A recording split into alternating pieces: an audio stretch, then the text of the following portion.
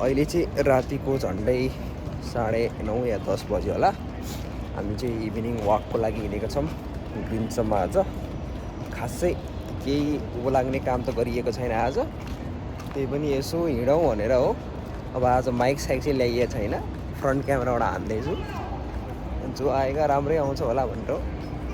अब यहाँ चाहिँ गाइजहरू यसो बास्केटबल भलिबल खेल्दैछन्। म चाहिँ लखर जाँदैछु ग्रिन्सतिर। अब दिउँसो गर्मीले हिँड्न सकिन्न, जब राति बुढी ताती भने जसरी नै राति हुन्छ। त्यसपछि लखर अनि कुकुरको पुच्छर डुले जसरी नै डुल्न हिँड्छ। म चाहिँ खासै हिँड्न होइन, कहिलेकाहीँ यसो हप्तामा एक दिन जोस आउँछ, जुन दिन जोस आउँछ रातिको 1 बजोस् 2 बजोस् बाटोमा लेखेर हिँड्दै टक्क लाएर अनि अगाडि जाने। आजको चाहिँ वाक चाहिँ रफली त्यस्तै 3 किलोमिटर होला, धेरै त छैन। त्यही जाँदैछु। अब रोड क्रस गर्ने अनि त्यसपछि पुग्यौँ। बाटोमा केही छ भने म तपाईँलाई यसो देखाइदिन्छु। अबबाट चाहिँ प्रष्ट नेपालीमा एउटा भ्लग बनाऊँ भनेर होइन, सधैँ यो बक्चुदीवाला काम गर्छौँ कि हामी होइन। अनि त्यसलाई चाहिँ यसो अलिकति यसो राम्रो बोलौँ, अलिकति प्रष्ट नेपाली बोलौँ भनेको। त्यही नि अब कहिलेकाहीँ मुखबाट फुस्कि नै हाल्छ, खुसीको कुराहरूलाई फुस्कियो सक्यो सब होस्, जो होगा देखा जाएगा। मिनिमम म अबबाट 4-5 मिनटको भ्लग चाहिँ बनाएर हालिदिन्छु यार अबबाट यार। जस्तो जेसुकै होस्, आफ्नो लाइफ हो यार, काम गर्ने खाने हो, अल्लिने हो। पछाडि चाहिँ होइन, अनि यहाँ क्यारी 4 हुने छ। अब यहाँ अगाडि चाहिँ मेन रोड छ। मैले यहाँ अब आइफोन राम्रो गतिलो फोन त किन्न सकिएको छैन क्यारे, नत्र 17 भएको भए अगाडि पछाडि गरेर हेर्नु मिल्छ है। अब यसमा चाहिँ अगाडिबाट मात्र गर्ने कि पछाडिबाट गर्ने मिल्छ क्यारे। यही गर्ने, हिँड्ने अनि जाने। ल यही भन्नेमा रोड क्रस गर्ने ठाउँमा पुगिसकेँ म। अब चाहिँ ब्याक क्यामेराबाट हेरौँ ल। By guys. ल अनि आजको लाइक वाक चाहिँ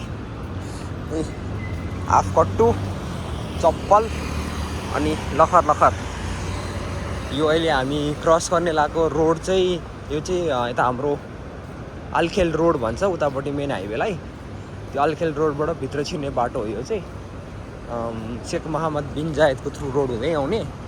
अनि अगाडि चाहिँ एमआर भन्ने एउटा को भनौँ न डेभलपर कम्युनिटीको चाहिँ छ, एमआर द ग्रिन्स गरेर। अनि द ग्रिन्स चाहिँ मोर इन्टु लाइक धेरै जस्तो प्लान्ट्सहरू रोपेर अनि अलिकति हरियाली देखाउने भनौँ न दुबईको लागि भनेर द ग्रिन्स राखेको रहेछ नाम चाहिँ।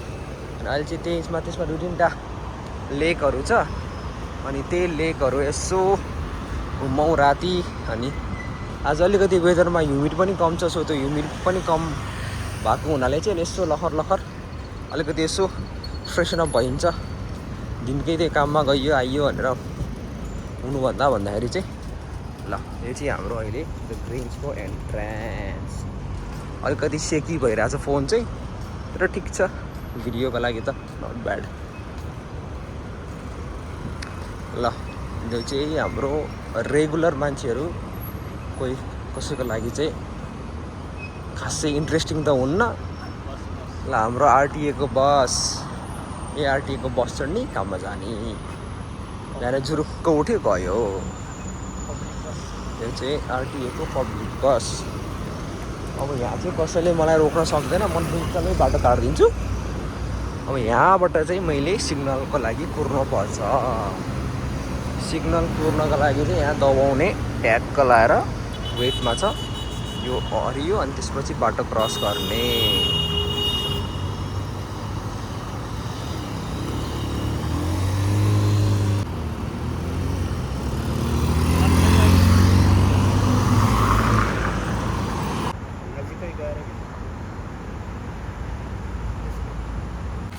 ल हामीले चाहिँ भर्खरै त्यो एमआर द ग्रिन्स कट्यौँ।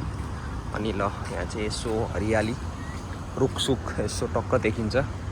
ट्याक्क सानो कम्युनिटी पार्कहरू छ साइडमा चाहिँ। अनि राम्रो छ एरिया भन्नै पर्दाखेरि चाहिँ एक्सपेन्सिभ एरिया छ भन्नुपर्छ। And near by to my home, so म इजिली वाक गरेरै आउँछु सबै। बास केटाहरू लिएर पनि गएको छ गाडी। अब यही हो आनन्दले चिल तरिकाले टक्क घुम्दै फिर्दै अनि ब्याक टु होम। ल अहिले चाहिँ हामी ग्रिन्समा पुगिसकेका छौँ अनि यहाँ एउटा मैले एकदम राम्रो कुरा देखेँ, that's the cat. Meow म्याउ।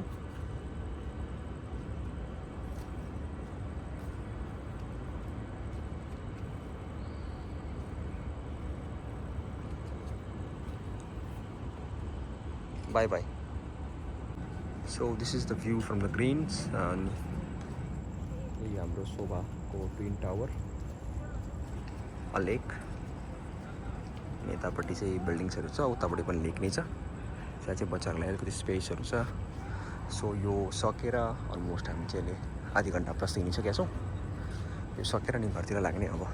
And ल अब चाहिँ म लगभग भ्लगको इन्डै गरिदिन्छु होला। यदि बाटोमा केही बनायो भने बनाइहाल्छु। C you guys.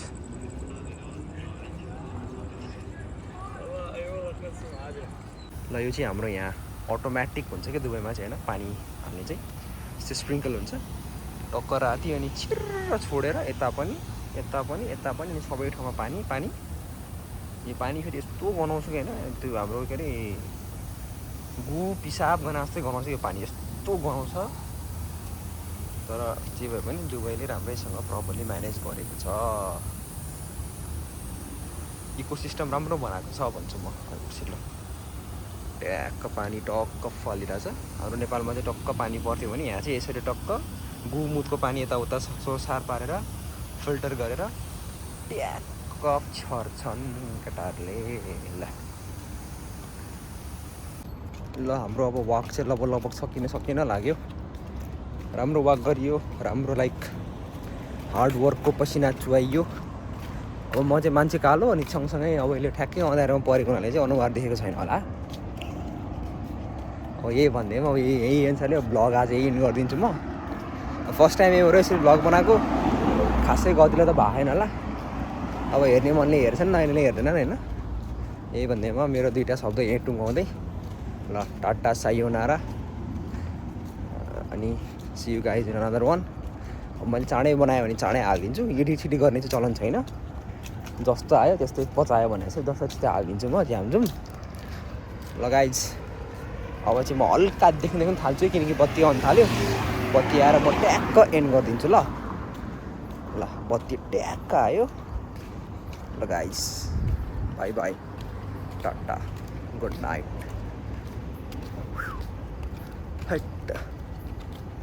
ल राखिदिएको।